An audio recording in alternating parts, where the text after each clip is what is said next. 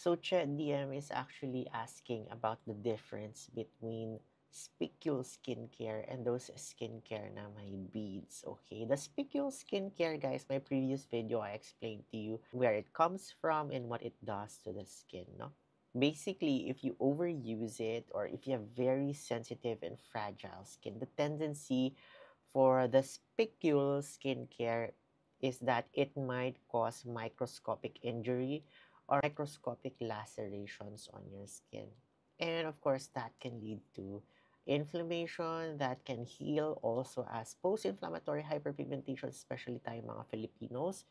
Very prone tayo sa post-inflammatory hyperpigmentation. If you have spicule skincare and if you rub that into your skin, again, that can cause frictional dermatitis. And again, that can lead to inflammation and PIH or post-inflammatory hyperpigmentation. And as you know, inflammation that's coming from those skin condition can actually make your acne worse, no? If you have spicule skincare, you need to use it properly. Kailangan i-follow nyo talaga properly kung ano nakalagay sa instruction of use doon sa label ng skincare. Now, skincare with beads, they're basically used as physical exfoliators, meaning kinukuskus yan usually sa ating skin para matanggal yung top layer ng ating skin. They're different structurally because if you look at the beads, they're beads, so bilog sila na spherical object, and the sources usually are synthetic sources. And also, hindi sila matulis. Yung mga beads na ito, their structure is not sufficient to create microchannels. So, yung ating mga spicule skincare kasi because of their structure, they can create microchannels inside our skin that can help deliver your active ingredients faster and deeper into the skin.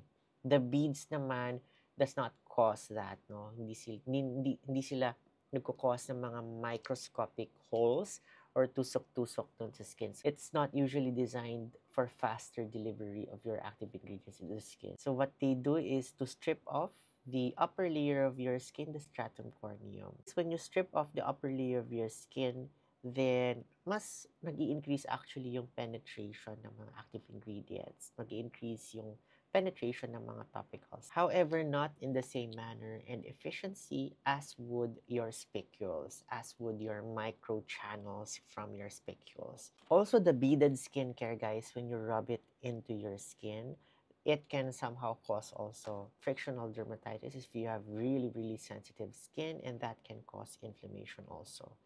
But generally, guys, I do not suggest physical exfoliation like your beaded skincare. Filipino patients who have acne-prone and very sensitive skin. So if you want to do exfoliation, gumamit na lang po tayo ng chemical exfoliators, guys. Like your salicylic acid kasi, in my opinion, mas safe po yon kaysa sa yung mga physical exfoliators kagaya ng mga beaded skincare. Sometimes, guys, beaded skincare, akala natin mga beads lang yun, pero gumagamit pala sila ng mga shells, cracked, very microscopic shells ng almonds, which are very harsh to the skin.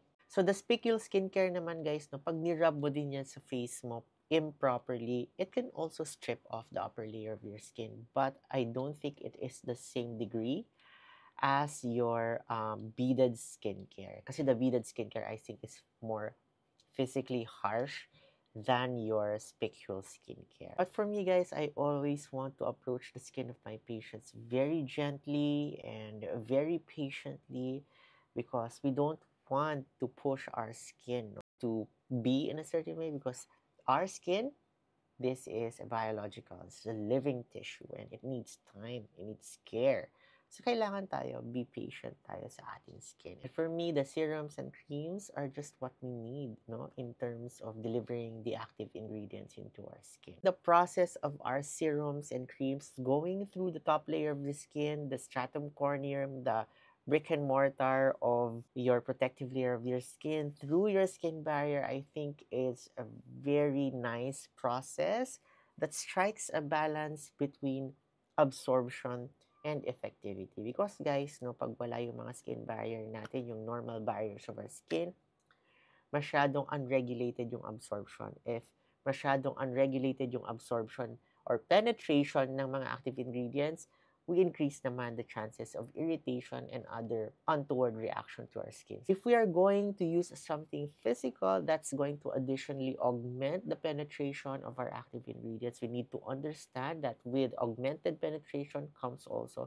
increased risk of irritation. So we need to understand that. If you have resistant skin type, you have very low risk of developing irritation from your physical exfoliators. But guys, if you have acne prone and very sensitive skin, I caution you, approach the spicule skincare and beaded skincare carefully, okay?